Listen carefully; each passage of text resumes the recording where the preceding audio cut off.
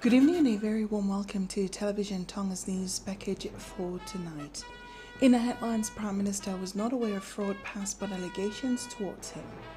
Honourable Minister for Infrastructure and Deputy Prime Minister seized the Tonga Red Cross Society's reconstruction project in Hapai Group of Islands, and Tonga Development Bank has spent more than 200,000 paanga on its annual scholarship this year.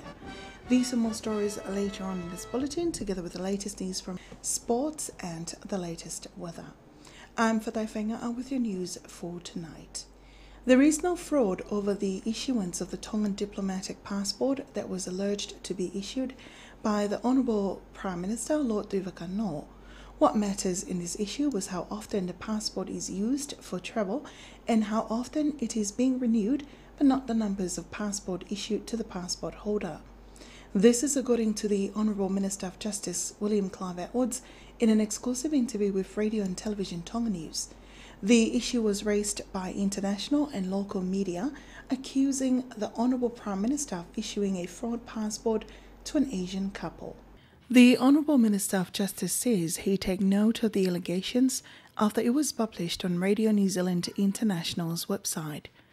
In the meantime, he says in his knowledge, the Honourable Prime Minister Lord Tuvakano was not aware of the allegation made against him, which was based on an unrevealed report from the auditors. He also elaborated that the work carried out by the auditors was stated in their report.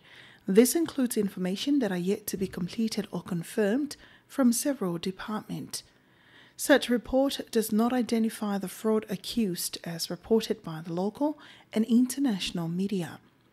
Mr. Atwoods also raised a question on how will a fraud be determined without any details or facts on the specific issues raised. The Honourable Minister says that one such cited information will mislead the public and it is irrelevant. He says the allegations was dated back to when he was a Minister of Police and he was aware of the legal process of the issue discussed. The Minister says the Asian couple Mr. and Mrs. Lee were close friends of His late Majesty King Tauwha Hautebo IV and have been issued a certificate of citizenship in 1993. The records of those certificates is currently with the Foreign Affairs, despite it used to be under the Prime Minister's office and the Ministry of Police. Atwood stated that during his capacity as the Minister of Police, he always signed Mr. Lee's renewal passport because there was not enough space available to be used by immigration. The media release in regards to this issue also revealed a leak exchange of email with authorities, but the Secretary of Foreign Affairs at the time, Maiuliuli Tuponiua Jr., denies the allegations.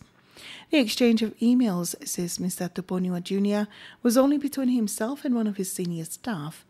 The Minister also confirmed that this exchange of emails shows no fraud against the Prime Minister.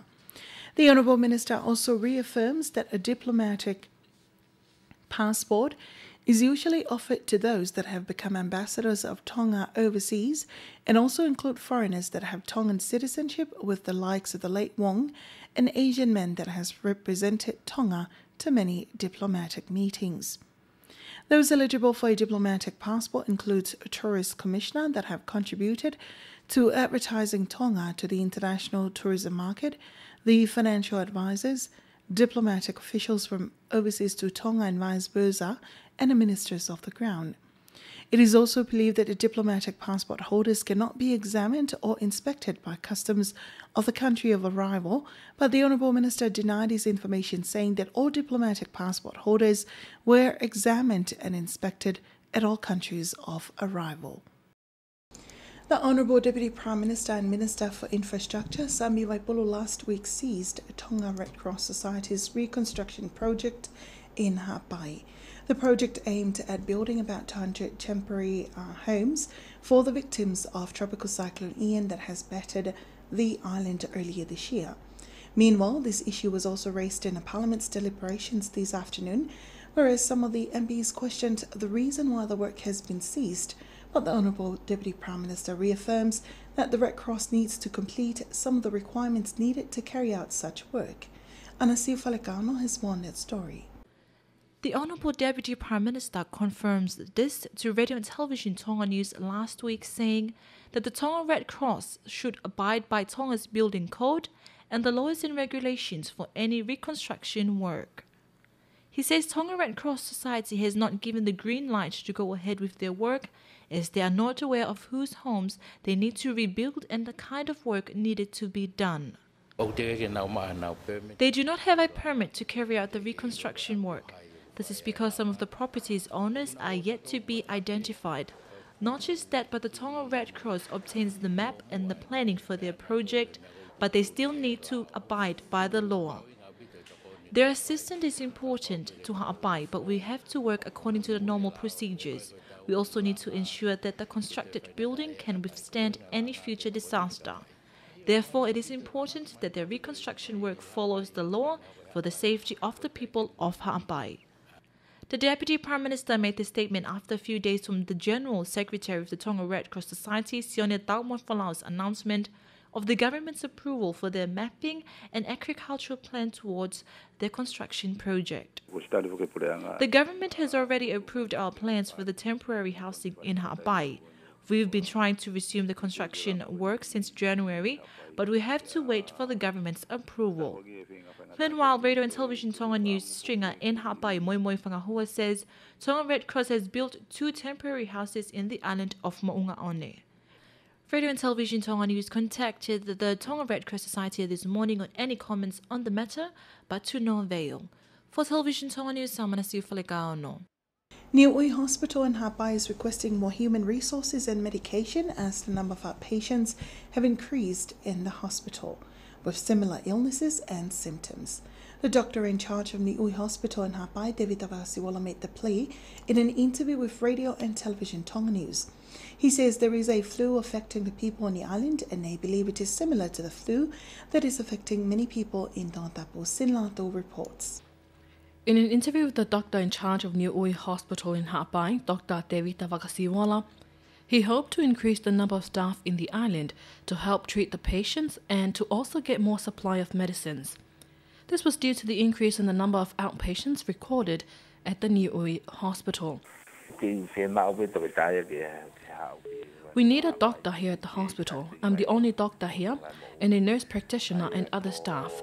Some equipment at the hospital were damaged during the cyclone earlier this year and is not useful anymore. We've also requested for more medicine supply, such as Panadols. We need it in this week's shipment, or else the remaining medicine supply won't be able to cater for the demand in outpatients recently. According to Dr. Vakasiwala, they started recognizing the increase in number of outpatients earlier this month. From March 10th to the 16th, we recorded 272 outpatients with a sign of the flu. Most of them were over 50 years old. From the 17th to the 23rd, we recorded 221 outpatients. We started recognizing more children at the outpatients ward. However, last week we recorded over 320 outpatients at the hospital with similar symptoms. The hike in number of outpatients is very unusual here at the hospital. He also urged the residents of Ha'apai to be more cautious of the problem. Meanwhile, Radio and Television Tonga News spoke with the health officer in the island of Niuafo'o, Viliami Falevai, where he says that they have not detected any signs of the flu that affects many people in Tongatapu. Everything here with regards to the people's health is under control. We can still cater for the patients on the island. Medicine supply is still satisfactory. We've also urged the public to come in if they have any signs of illnesses. Radio Tonga and Television Tonga News contacted the health clinic in Niuatop-Tapum, New Eiki Hospital in Ewa and Prince Ngu Hospital in Vava'o in regards of the flu, but to no avail. For Television Tonga News, I'm Sinilato. Most water supplies in some villages in Tongatapu are dirty and not suitable for drinking. This is a result of a survey conducted by the Tonga Development Trust to 5 villages, including the village of Tatakamotonga. The residents were also fortunate to receive training on consuming cleaner water supplies. Salamo Fulivai tells you more. Many of the locals took part in the program with an attempt to have access to cleaner water. Tatakamotonga's town officer Tevita Whakatou told Radio and Television Tonga News it is about time that they address the issue properly to ensure that they lessen any health issues in the village.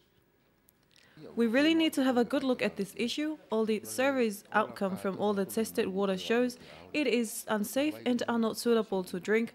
Now everyone have to work together to address the issue. Meanwhile, Papiloa Foliaki from the Tonga Development Trust believes that water is one of the important basic needs of the people and it needs to be clean at all times to reduce any health risk. Some of the villages included in this program are Sopo, Pea, Kolovai, Kanokupolu and Tataramotonga. A health officer also took part in the program, which was funded by the European Union or EU. For Television Tonga News, I'm Salama Fulivai.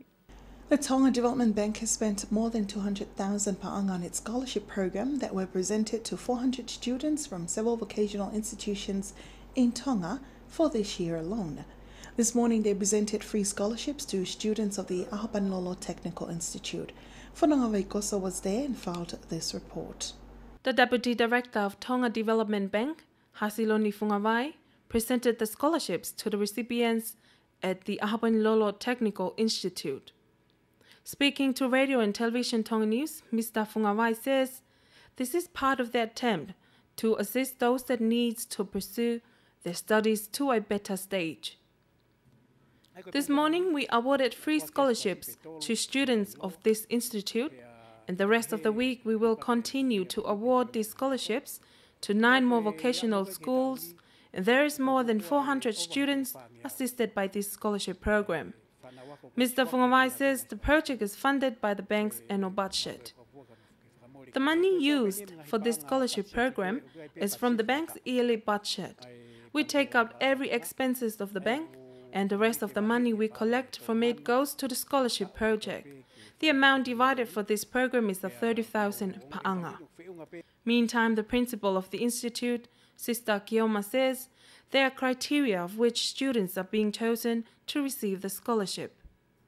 The students we chose to receive this scholarship are the ones that have financial problems at home, and at the same time he or she achieves good grades and are capable of reaching their academic targeted goals. Students of Ahapanilolo Technical Institute are fortunate to receive scholarship from Tonga Development Bank, where other schools, institute in Ewa and Wava'u are fortunate to receive the same scholarship. The scholarships are awarded on the basis of need and potential to succeed. For Television Tonga News, I'm Fononga Veikoso. A Tongan Waikato University student, Amelia Fa'otia, has been awarded the New Zealand Development Pacific Scholarship for Highest Academic Achiever in 2013 by the Ministry of Foreign Affairs and Trade.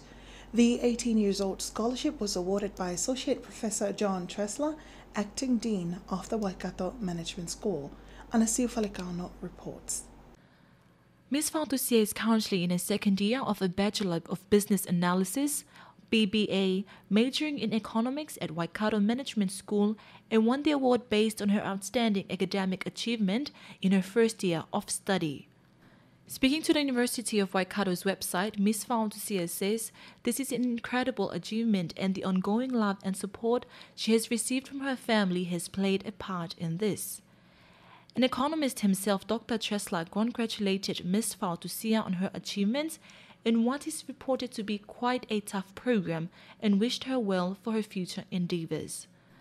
The purpose of New Zealand Aid Development Scholarships is for awardees to gain knowledge and skills in third-level education in either post-credit or undergraduate study in specific subject areas approved by the New Zealand High Commission in their own home country.